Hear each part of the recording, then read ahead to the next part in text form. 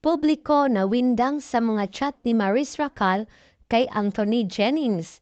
Pinagpipiyastahan ng publiko ang rumored couple na sina Maris Racal at Anthony Jennings makaraang ibandera ng ex-girlfriend ng aktor ang umano'y pagtataksil sa kanya ng dalawa. Dahil sa pagsasapubliko ni Jam Villanueva sa screenshots ng convo ni na Maris at Anthony, nagtitrending ngayon ang mga dialogue nila. Kabilang dito ang mga sumusunod. Then myself na lang. That was you miss my body? Oh, yung amoy ng sweater mo.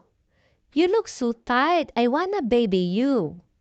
I want baby kisses.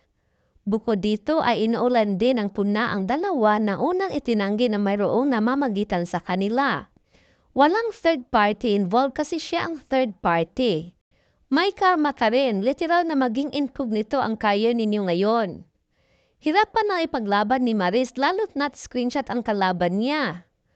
Padinay-dinay pa si Maris kaya pala sila naghiwalay ni Rico.